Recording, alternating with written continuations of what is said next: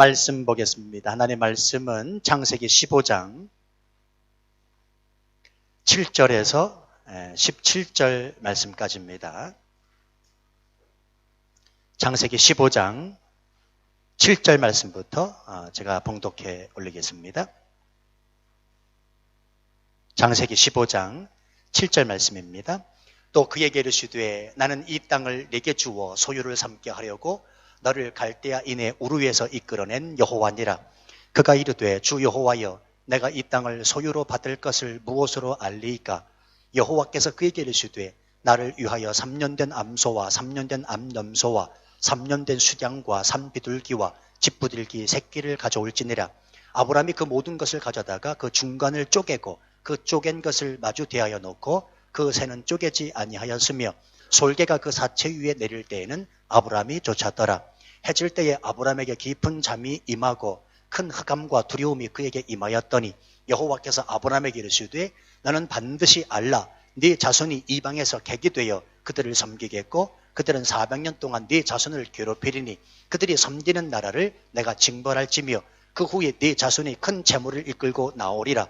너는 장수하다가 평안히 조상에게로 돌아가 장사될 것이요 네 자손은 4대 만에 이 땅으로 돌아오리니 이는 아모리 족속의 죄악이 아직 가득 차지 아니함이니라 하시더니 해가 져서 어두울 때에 연기 나는 화로가 보이며 타는 횃불이 쪼갠 고기 사이로 지나더라. 아멘.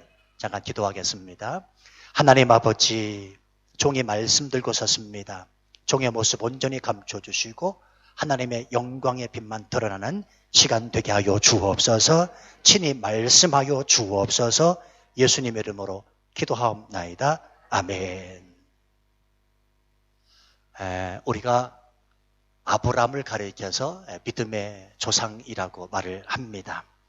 자, 이 믿음의 조상이라는 말은 그가 믿음을 지키며 일평생을 살아왔다 하는 말이기도 한데요. 창세기 12장에서부터 지금까지 우리가 아브라함에 대해서 쭉 살펴보고 있습니다만, 자, 그렇다면 정말로 아브라함이 하나님의 부르심을 받고 난 후에 온전한 믿음을 지키며 살아왔는가 하는 부분은 조금 깊이 생각해 볼 필요가 있습니다. 자, 무슨 말인고 하면 아브라함 역시도 그가 하나님의 부르심을 받은 사람이지만 하나님의 뜻에 맞춰 살지 못했다는 것입니다. 믿음 있는 사람이지만 믿음 있는 사람의 정말 그 모습으로 살지 못했던 사람 또한 아브라함이라는 사실입니다. 자, 예를 들어서 하나님께서 말씀하지 않으셨습니다. 하나님의 뜻이 아니었습니다. 그럼에도 불구하고 그는 애굽으로 나갑니다. 자, 그 애굽에서 아내 사례를 누이 동생의 누이라고 바로 왕을 속인 사건도 그렇지요. 또 조카 롯과 동행한 사건도 그렇습니다. 하나님께서는 내 본토 친척 아비집을 떠나라 말씀하셨는데 조카 롯을 데리고 열동행했다는 말입니다. 자, 게다가 우리가 지난 시간에 살펴봤지만 하나님이 약속하신 자식에 대한 복을 기다리지도 못하고 자신의 종의 자식 중에 하나, 다시 말하면 다메섹의 엘리에셀을 택하여 기업을 잇겠다는 이 하나님의 뜻에 반대되는 행동을 하려 하는 것도 그렇습니다. 자, 그렇다면 여러분, 이런 아브라함이었음에도 불구하고 오늘날 아브라함이 믿음의 조상이라고 불려지게 된 그 이유는 무엇일까요? 그건 다름이 아니라 아브라함이 그 지루한 기다림에 전적으로 순종했기 때문에 그렇습니다. 그 전적인 순종이 나타나는 장면이 100세에 얻은 아들 이삭을 제물로 바치려고 하는 바로 창세기 22장의 말씀 아니겠습니까? 성도 여러분이요, 신앙의 최고봉은 기다림이라는 말씀을 자주 드리고 있습니다. 우리의 믿음이 때로 지루한 기다림이 될 수가 있습니다. 또 기도해도 막막하고 하나님의 역사가 끝이 난 것 같고 기도했음에도 불구하고 내 삶은 조금도 나아지지 않는 듯합니다. 자, 그럼에도 불구하고 우리가 절망하지 아니하고 전적인 순종을 하나님 앞에 볼 이유가 있습니다. 그 지루한 기다림의 그 끝을 통과하게 되면 훗날 우리 또한 아브라함처럼 어느 누군가로부터 그가 믿음의 조상이었다, 그는 믿음의 사람이었다라는 말을 들을 수 있을지도 모르기 때문에 그렇습니다.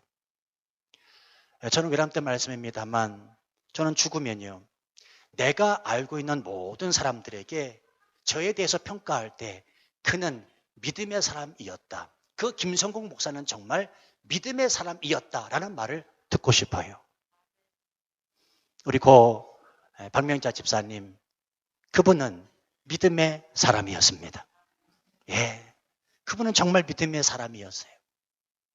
그 아프신 중에서도 믿음 잃지 아니하고 늘 하나님을 순전히 바라셨던 그런 분이셨고요. 저를 얼마나 끔찍하게 사랑해 주셨는지 모릅니다. 저를 왜 사랑해 주셨을까요? 믿음 있으니까 사랑해 주셨지요. 믿음 없으면 저를 사랑하실 이유가 없습니다. 하나님을 믿는 그 믿음 때문에 저를 끔찍하게 사랑해 주셨습니다. 성도 여러분, 힘들고 지치고 어려워도 그 지루한 기다림의 연속이지만 하나님 앞에 끝까지 순종하시고 하나님 앞에 끝까지 기도를 멈추지 않아 훗날 나를 향하여 수많은 사람들이 믿음의 사람이었다고 고백하실 수 있는 우리 모두가 되시기를 주님의 이름으로 축원합니다. 자, 오늘 본문의 말씀을 보면 이렇게 믿음의 조상이라고 불리는 아브라함의 또 하나의 불신앙을 발견하게 됩니다. 자, 하나님에게 뭐 하고 있냐면 확인하고 있습니다. 무엇을 확인하고 있냐면 하나님이 주시겠다고 하는 땅이 정말로 맞습니까? 이 땅에 대한 확신을 하고 있다니까요. 7절 말씀 보시기 바랍니다. 또 그에게 이르시되 나는 이 땅을 내게 주어 소유를 삼게 하려고 너를 갈대아인의 우르에서 이끌어낸 여호와니라. 지금 하나님께서 아브라함에게 확신과 믿음을 심어주고 계십니다. 그 땅이 네 땅이라. 하나님께서 이 말씀을 하십니다. 내가 너를 그래서 책임지겠고 그래서 내가 너를 인도해내지 않았느냐라고 하는 하나님의 말씀이십니다. 만약에요, 하나님께서 제게 이렇게 말씀하셨다면 저는 엄청난 힘을 얻었을 것 같아요. 담대함과 자신감과 당당함을 가지고 목회에 정말 전념하실 수 있을 것 같아요. 하나님이 말씀하십니다. 온 우주 만물을 창조하신 그 하나님이 내 귀곁에 대고 말씀하십니다. 그 땅 네 땅이라. 내가 너를 인도하겠다. 내가 너를 책임지겠다 말씀하셨으면 적어도 힘이 나야 되는 건 당연하지 않겠습니까? 자, 그런데 이 아브라함의 태도 보세요. 8절 말씀 보시면 그가 이르되 주 여호와여 믿음은 있습니다. 자, 그런데 보세요. 내가 이 땅을 소유로 받을 것을 무엇으로 알리이까? 이게 무슨 말인고 하면 하나님, 이 땅을 주시겠다고 하는 것은 내가 감사한데 내게는 자식이 없지 않습니까? 하나님이 정말로 이 땅을 내게 주실 거라면 증거를 좀 보여주세요. 아주 하나님 앞에 당돌한 대답을 하고 있는 겁니다. 자, 그런데 이런 당돌한 대답을 하는 아브라함 입장을 한편 이해가 안 가는 것도 아닙니다. 그도 그럴 것이 아브라함의 입장에서 생각해 보면 하나님께서 아브라함에게 약속하셨거든요. 자식 주겠다. 그 자식을 주겠다고 말씀하신 세월이 벌써 10여 년의 세월이 흘러가고 있습니다. 이 10여 년의 세월이 흘러도 자식은커녕 징조도 보이지 않자 지금 아브라함은 초조해지기 시작을 하는 겁니다. 다시 말하면 땅을 이어받을 후사가 없는데 땅만 받아서 무엇합니까 하나님? 라고 생각하며 하나님 앞에 항변 아닌 항변을 하고 있다는 말입니다. 혹시나 이 말씀을 들으면서 이렇게 생각하시는 분이 계실까요? 아유, 아브라함도 참 바보다. 하나님이 말씀하셨다면 반드시 이루어지는데 조금 더 기다리지. 그 하나님을 향하여 항변하고 따지고 당돌한 대답을 하는가? 라고 말씀하실 분이 계십니까? 성도 여러분이요. 여러분의 입장에서 한번 생각해 보시길 바랍니다. 여러분이 하나님의 말씀을 붙잡고 삽니다. 그런데 그 말씀 의지하고 10여 년을 사는데 한결같이 하나님 앞에 기도했는데 내 삶 가운데 이루어진 하나님의 역사는 아무것도 없습니다. 10여 년을 기도했는데 내 앞에 보여지는 하나님의 증거는 아무것도 없습니다. 바로 그때 여러분은 어떨 것 같습니까? 아마도 모르게 몰라도요. 아브라함과 똑같이 하나님을 향하여 당돌한 요청을 하지 않겠냐고요. 하나님 좀 보여주세요. 내가 10년 동안 기도했습니다. 10년 동안 하나님 말씀 부여잡고 살지 않습니까? 왜 하나님이 왜 내게 증거를 보여주지 않냐십니까? 증거 보여주세요. 라고 말씀하시지 않겠냐고요. 성도 여러분이요. 이것이 믿음의 조상이라고 불리우는 아브라함의 모습입니다. 무슨 말입니까? 아브라함이나 저나 여러분이나 똑같다는 이야기입니다. 자, 그럼에도 불구하고 중요한 사실은 이때 이후로도 아브라함은 포기하지 아니하고 하나님을 부여잡습니다. 무려 15년 동안 부여잡아요. 그리고는 마침내 100세의 아들 이삭을 얻게 되는 것입니다. 성도 여러분이요.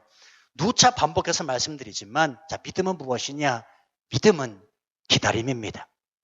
초조한 마음, 성급한 마음은 주님의 마음이 아니라는 사실을 꼭 기억하셔야 됩니다. 초조한 마음과 성급한 마음을 갖게 되면 일을 그르치게 되고 실수하게 됩니다. 끝까지 기다리는 것, 끝까지 부여잡는 것, 그게 진정한 믿음이라는 사실을 잊으시면 안 됩니다. 자, 그러면 왜 하나님은 그렇게 그 지루한 기다림을 기다리게 하실까? 간단해요. 따라서 하십시다. 나를 나되게 합니다. 그거예요. 왜 하나님이 이렇게 기다리게 하실까? 기다림의 시간이 길면 길수록 하나님은 나를 나되게 하시려고 기다리게 하신다는 말입니다. 어떤 초신자가 40이 가까워서 예수를 믿었대요. 예수 믿고 나니 얼마나 좋은지 그리스도 안에서야 참 평안과 기쁨을 누리게 되었습니다. 그래서 열심히 신앙생활을 합니다. 그리고는 자신의 기도 제목을 하나님 앞에 정직하게 이제 아뢰게 됐습니다. 그런데 한 해가 가고 두 해가 가고 3년이 가도록 기도 제목 한 가지도 이루어지지 않는 거예요. 이 사람이 너무 마음이 상심이 되기 시작했습니다. 하나님에 대한 의심도 살짝 들기 시작했습니다.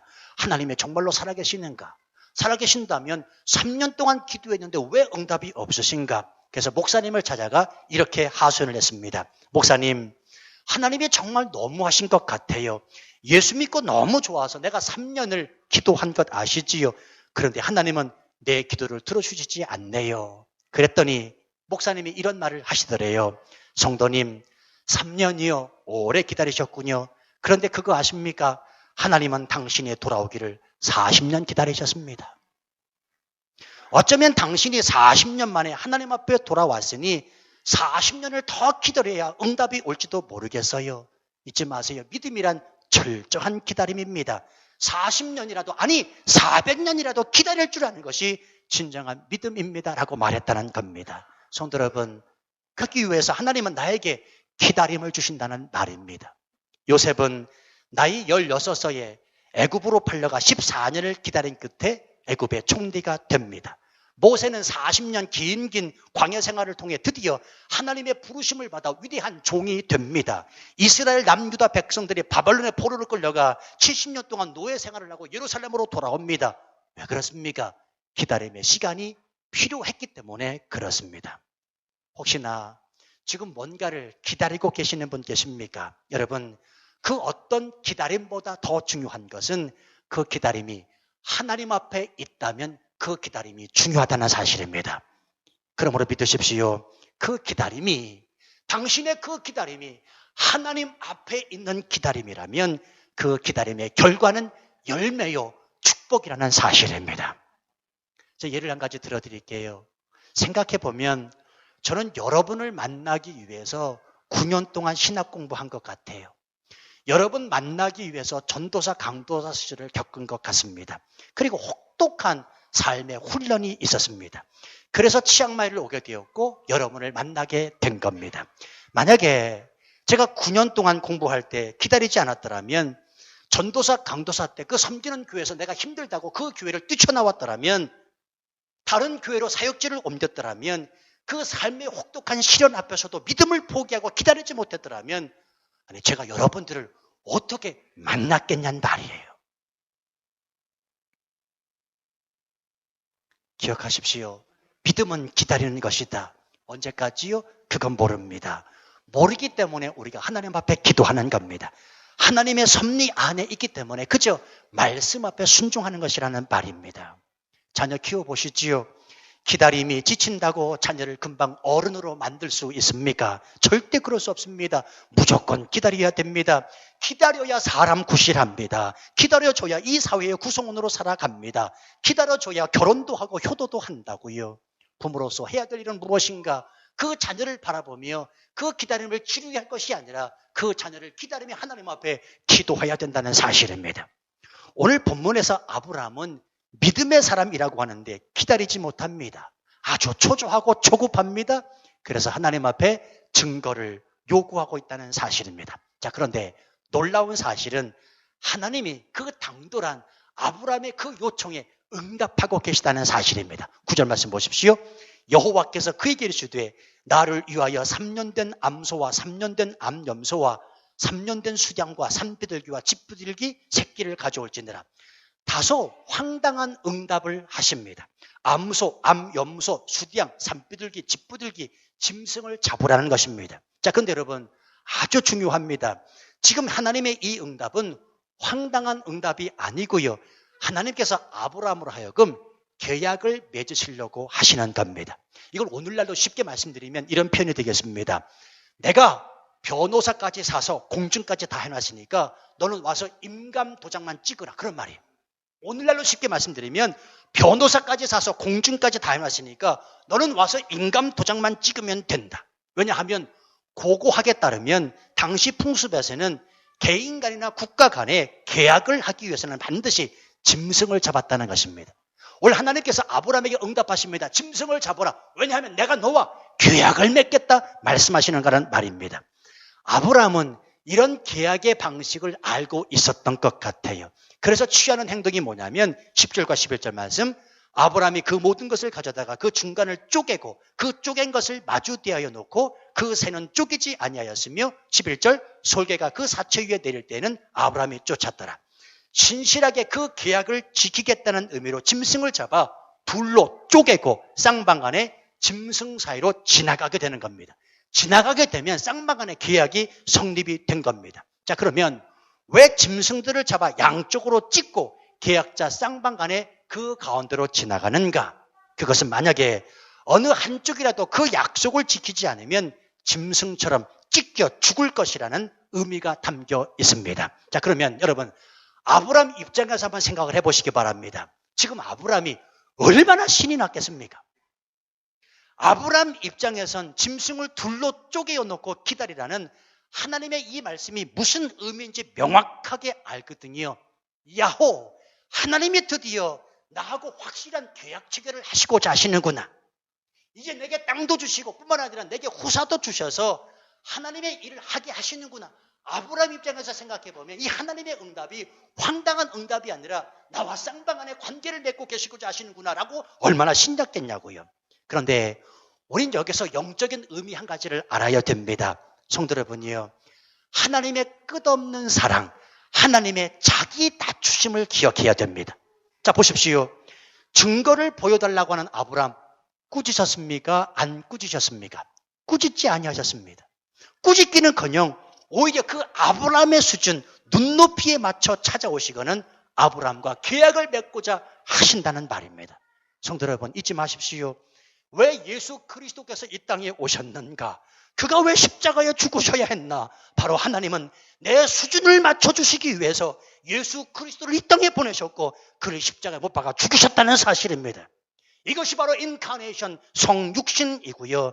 하나님은 나를 너무나 사랑하셨기 때문에 내 수준에 맞추어서 그분이 이 땅에 인간으로 오셨다는 사실입니다.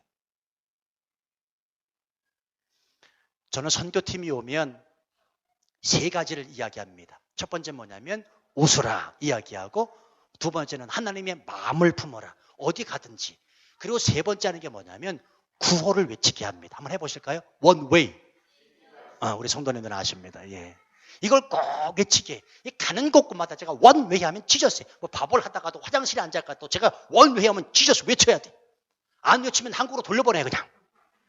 엄포를 놓습니다. 다시 한번 one way. 좋아요. 예. 자, 그런데 제가 마지막 날에 이 구호를 외치게 한 이유에 대해서 이야기합니다.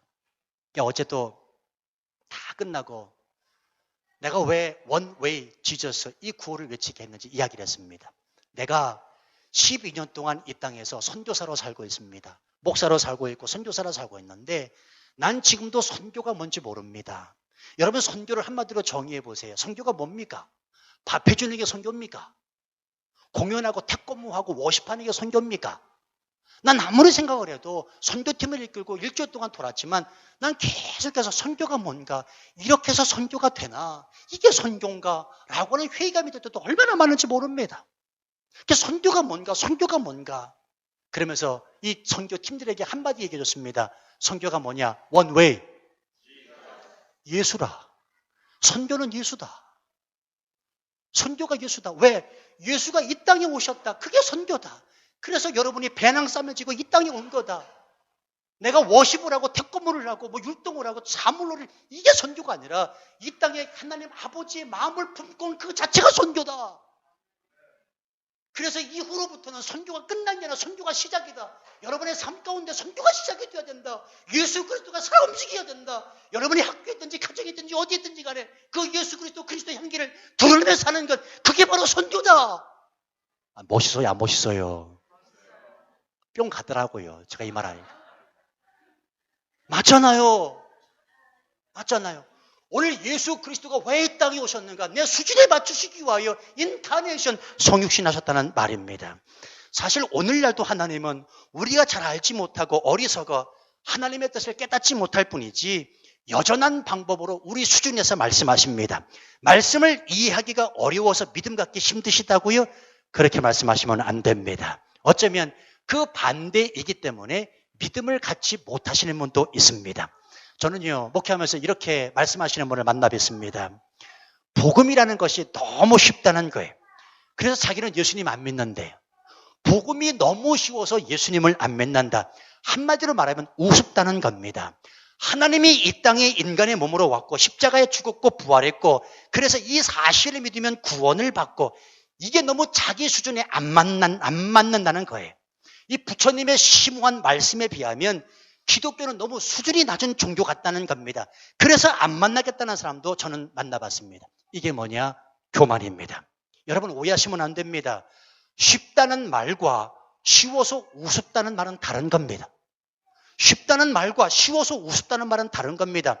쉽다는 말은 무엇입니까? 상대방을 배려하는 겁니다. 하나님이 우리 인간의 수준을 맞추시려고 우리를 배려하셨잖아요. 예수님도 우리를 배려하셔서 성경을 보면 알기 쉽게 하나님 나라를 비유로 말씀해 주시고 계시잖아요. 그런데 이 하나님 아버지의 그 마음 배려를 생각하지 아니하고 자기 수준에서 말씀을 평가절하시킨다면 이것이 바로 교만이라는 사실입니다. 사실 설교자로서 설교문을 작성할 때 고민이 되는 건 다른 게 아닙니다. 너무 어려우면 어렵다고 하고 너무 쉬우면 쉽다고 해요. 심지어 어떤 분은요, 설교가 쉬우면 성도들은 설교자의 수준이 또 낮다고 보시는 분도 있는 게 사실입니다. 그러니까 설교자들이 가끔 가다가 쩍쩍 하는 거예요. 무슨 쩍 하고요. 헬라어 히브리어 사용하는 거예요. 왜요? 그래야 성도들이 우리 목사님 수준이 조금 있구나 생각을 또 하거든요. 아무튼 설교자들은 그럴 수 있다고 치자고요. 그러나 하나님은 우리의 수준에서 말씀하십니다. 자, 보십시오. 지금 하나님은 아브라함의 수준에 맞추고 계십니다. 아브라함을 배려하고 계십니다. 당시에 통용되던 그 정통 방식에 따라 아브라함과 아주 쉽고 간단한 계약을 맺으려 하신다는 말입니다. 그런데 이 말씀을 좀 더 깊게 들여다볼 필요가 있습니다. 짐승들의 배를 두 쪽으로 갈라놓은 뒤에 말씀을 보니까 10절 하반절 말씀 보세요. 새는 쪼개지 아니했다라고 말씀합니다. 어떤 학자는 그래서 아브라함이 새를 쪼개야 하는데 쪼개지 않은 그 불순종한 이유 때문에 13절에서 16절까지의 후에 이스라엘이 애굽에 종살이하는 그 예언을 듣게 되었다 이야기하는데, 그러나 그것은 너무 확대 해석하는 것이다 생각이 들고요. 한마디로 말해서 비둘기는 왜 쪼개지 않았는가? 너무 작아서 그런 거예요. 너무 작아서. 나중에 이 계약의 형태를 보면 하나님 앞에 드리는 제사의 형식이 번제로 발전이 됩니다. 번제는 완전히 태워서 하나님 앞에 드리는 제사 방식이거든요. 이때 하나님은 율법에서 새는 쪼개지 말라고 말씀하십니다. 왜냐하면 너무 작아서. 쪼갤 필요가 없는 겁니다. 자, 또 있습니다. 11절 말씀 보시면 솔개가 그 사체 위에 내릴 때는 아브라함이 쫓았더라. 어떤 학자들은 이 솔개를 또 사단으로 비유하기도 하는데 그것이 아닙니다. 그만큼 정성을 다해 계약을 준비하는 아브라함의 모습과 지금 시간이 많이 흐른 상태를 말합니다. 시간이 흘러간 것을 묘사해 주는 구절이 바로 11절 말씀입니다. 솔개가 사체 위에 내릴 때까지 시간이 꽤 지났습니다. 거의 하루가 지나갑니다. 띠약볕에서 하루 종일 짐승을 잡아 하나님이 그 잡은 짐승 사이로 지나가기를 바라는 아브라함, 이내 지치고 있습니다. 그래서 오늘 성경에 보면 깜빡 잠이 들어요. 깜빡 잠이 들었을 때 하나님이 말씀하십니다. 12절 말씀, 해질 때에 아브라함에게 깊은 잠이 임하고 큰 흑암과 두려움이 그에게 임하였더니 13절 여호와께서 아브라함에게 이르시되, 그리고는 14절, 15절, 16절을 말씀하십니다. 성도 여러분, 우린 여기서 영적인 메시지를 또 하나 깨달아야 됩니다. 지루한 기다림의 시간을 통과하는 자에게 하나님은 비로소 말씀하신다는 사실입니다. 뿐만 아니라 미래에 되어질 그 일들까지도 하나님이 보여주신다는 말입니다. 자, 그리고는 마침내 이 말씀을 하시고는 하나님께서 드디어 17절 말씀 다 같이 읽습니다. 시작. 해가 져서 어두울 때에 연기나는 화로가 보이며 타는 횃불이 쪼갠 고기 사이로 지나더라. 하나님께서 불로 나타나셔서 그 갈라진 짐승들 사이를 드디어 지나가십니다. 하나님이 아브라함과 계약 체결을 하신 겁니다. 너를 축복하겠다는 사인을 드디어 보여주신 겁니다. 아브라함의 입장에서는 긴 기다림의 시간의 결과로 하나님이 드디어 응답하시는 것을 경험하고 있다는 사실입니다. 자, 그런데 여기서 아주 중요한 사실이 있습니다. 잘 보세요. 아브라함은 짐승들 사이를 지나갔습니까? 안 지나갔습니까? 안 지나갔어요. 좀 전에도 말씀을 드렸지만 계약은 쌍방간에 쪼갠 짐승 사이를 양쪽이 지나가야 합니다. 그런데 아브라함은 지나가지 않았습니다. 오직 하나님만 지나가시고 난 뒤에 계약 끝이라 말씀하십니다. 여러분, 무척이나 중요한 영적 원리를 담고 있습니다. 지금 하나님과 아브라함이 맺은 언약, 계약, 이 약속은 하나님의 일방적인 계약이요, 언약이요, 약속이었다는 사실입니다. 다시 말씀드리면 쌍무적 관계가 아니라 일방적 약속이라는 사실입니다. 자, 그렇다면 하나님께서 왜 아브라함에게 이와 같은 계약을 하고 계실까? 아브라함이 축복받을 사람이었기 때문입니까? 아니요. 아브라함이 지극히 의로웠기 때문에 그렇습니까? 아니요. 아브라함이 믿을 만한 사람이었기 때문에 그렇습니까? 아니요. 그러면 축복받을 사람도 아니요, 의롭거나 믿음 있는 사람도 아님에도 불구하고 하나님이 지금 아브라함과 일방적인 계약을 맺으시는 이유가 뭐냔 말이에요. 그건 다름이 아니라 하나님 아버지의 무조건적 사랑 때문에 그렇습니다. 이것을 우리 삶에 한번 적용시켜 볼까요? 여러분, 하나님이 왜 나를 사랑하십니까? 나를 왜 예수 믿게 하십니까? 나를 왜 의롭게 하십니까? 내가 축복받을 사람이어서입니까? 내가 의롭거나 내가 정말 믿음이 있어서입니까? 아니요. 그게 아니잖아요. 그럼에도 불구하고 하나님이 나를 자녀 삼아주시고 나를 축복하시면서 성경의 말씀을 통하여 나하고 약속을 맺는 그 이유, 단 하나, 그 이유는 하나님께서 나를 무조건적으로 사랑하셨기 때문이라는 사실입니다. 우리가 오늘 이 사실을 잊으면 안 돼요. 어떤 사람은 자기 일이 잘 되는 것이 내가 금식기도 잘해서 하나님이 복 주신다고 생각해요. 내가 성실하게 살아서 하나님께서 이런 복을 주셨다고 말씀하시는 분도 있어요. 내가 기도를 많이 하고 헌금을 많이 해서 하나님이 내게 은혜를 베푸신다고 생각하는 사람도 있습니다. 아니요, 아닙니다. 그럴 수도 있지만 그것 때문이 아니라니까요. 하나님이 먼저 나를 택하시고 일방적 계약을 나와 맺고 계시기 때문에 그렇습니다. 무슨 계약이요? 나를 무조건적으로 사랑하기로 계약을 맺으셨다는 말입니다. 그게 뭡니까? 십자가입니다. 나와 일방적 계약, 무조건적으로 사랑하시고자 나와 약속하신 그 표징이 뭐냐? 십자가라는 사실입니다. 십자가가 내게 은혜가 되는 그 이유는 무엇이냐? 하나님 아버지께서 나를 무조건 사랑하시기 때문이라는 사실입니다. 조건이 아니라 무조건입니다. 누구든지 예외 없이 이 십자가의 보혈을 믿으면 구원은 무조건적이요, 믿기만 하면 주어진다는 사실입니다. 우리는 오늘 본문에서 아브라함이 혼자서 쪼갠 짐승의 살을 지나가시며 아브라함에게 하나님 자신의 약속을 일방적으로 조건 없이 보여주시는 이 하나님 아버지의 사랑을 깨달아야 됩니다. 성도 여러분, 하나님은 사랑이십니다. 그분은 우리를 사랑하십니다. 우리가 하나님을 사랑한 것이 아니라 하나님이 먼저 우리를 사랑하셨습니다. 믿으시기를 바랍니다. 내가 없어 흔들려도 사랑하십니다. 불평, 불만을 가지고 있을 때도 여전히 나를 사랑하십니다. 불신앙의 모습을 보여도 나약해도 힘없어도 나를 여전히 사랑하십니다. 무조건적으로 일방적으로 나를 사랑하십니다. 왜요? 하나님이 아브라함처럼 나를 택하여 부르셨기 때문에 그렇습니다. 이 시간 우리 이 사실에 감사하시면서 믿음을 포기하지 말고 기다리면서 온전한 순종을 끝까지 이룰 수 있는 저와 여러분 됐으면 좋겠습니다. 어쩌면 후에 아브라함처럼 무릇 사람들에게 믿음의 조상이라고 불리는 사람들이 될지도 모르기 때문입니다. 우리 찬양하지요.